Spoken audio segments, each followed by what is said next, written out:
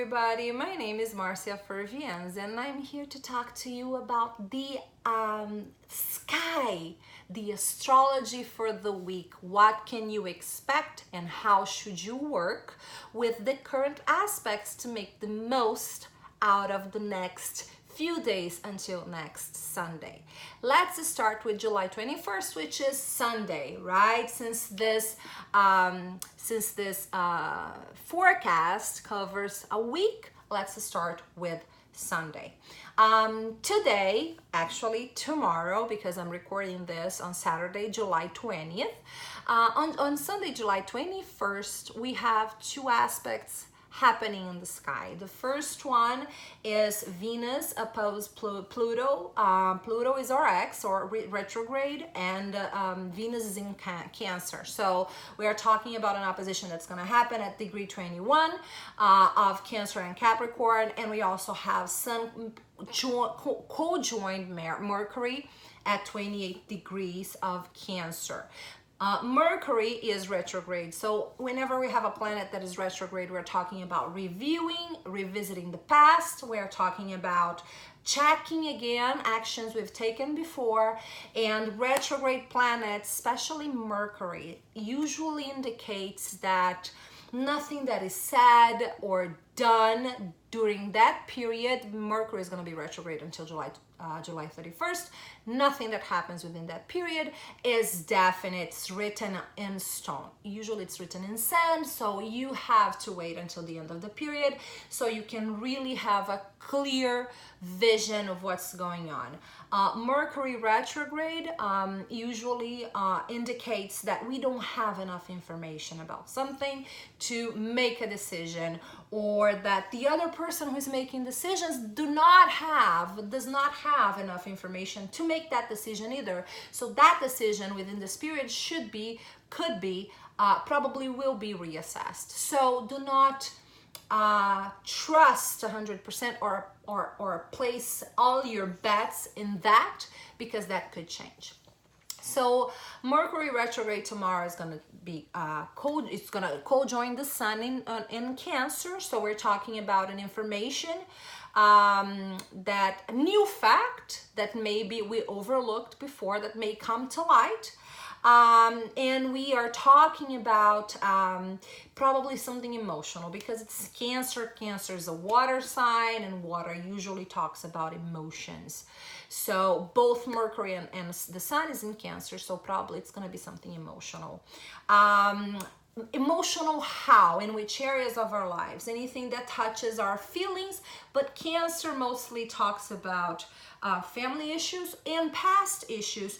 So this could be a moment where we are going back to a conversation that happened before, gaining more information about that, or we are talking about looking back at the past and finally getting something that maybe we were not able to fully understand at an emotional level before.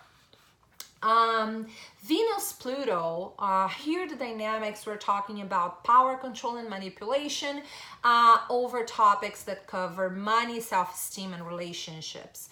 So Pluto talks about obsessions, it talks about fears, it talks about compulsions, and Venus talks about what that which we want and desire.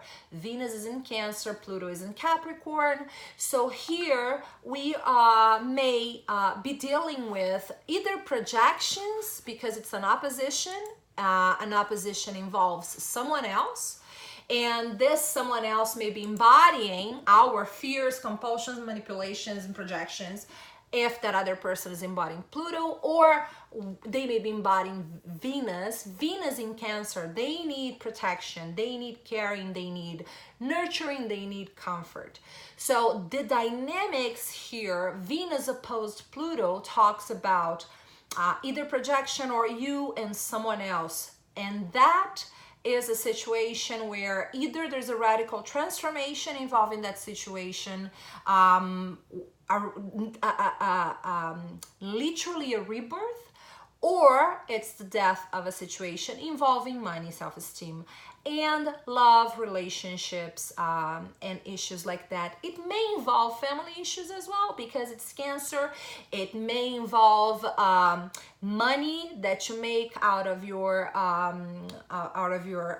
work, career, job, because Capricorn talks about career and job, and the work that we do. But we are talking about literally about something that could be experienced as a death, either to continue in a completely new way, completely reborn, as if from scratch, or a death that will have a great we will have a great potential to transform ourselves.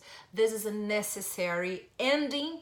If the transformation is not possible, if the transformation is possible, it's still an ending. It's an ending of a situation the way you know it today. It's never moving forward gonna be the way it's been until here, especially considering that last week we had that gigantic eclipse in Capricorn, involving Pluto, Saturn. So that was about an ending, a situation that we cannot hold on to anymore because it has to change. If it doesn't change, it has to die. And it's better to just go along with whatever is presenting itself to you than fight against it.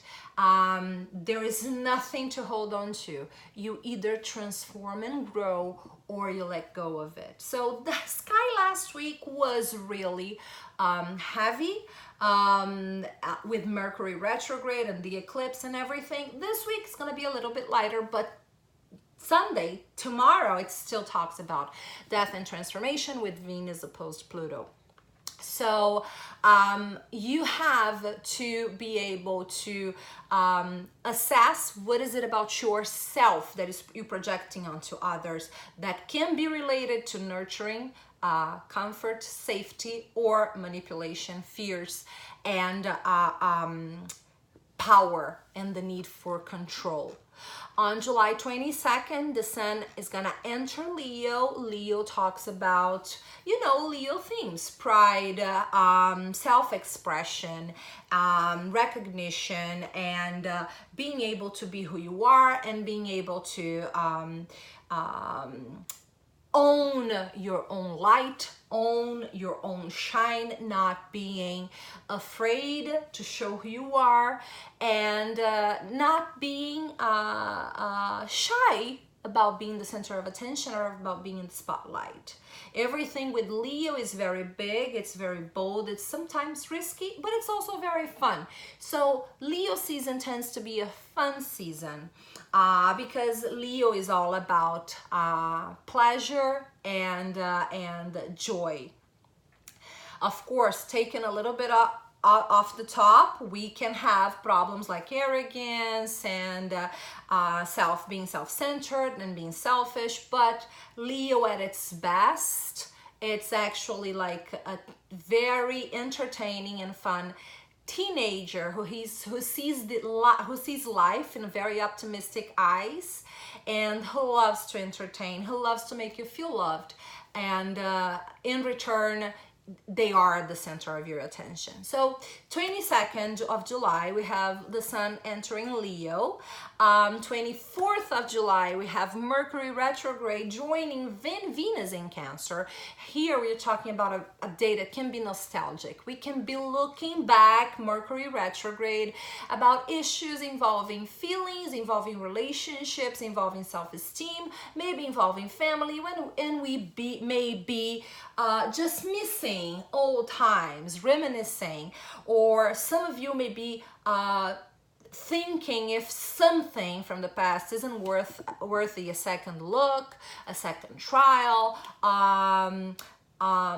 if something that was good and loving and nurturing for you, you could be looking back at that and say, wouldn't it be great if it could happen again today? So On July 27, we have Venus entering Leo. So what happens is that whatever we took a look at on July 24th, now it's gonna become the center of attention, in the sense that we're gonna be bolder and more audacious in showing that, talking about that, or expressing that. Remember, Leo is about fun, it's about grabbing attention, it's about being bold, it's about making huge declarations about stuff. Leo doesn't say something. Leo puts on an audience and just, expresses themselves in the most bright and spectacular way. So with Venus in Leo, we are dealing with issues, with topics related to money, self-esteem, and relationships in that fashion.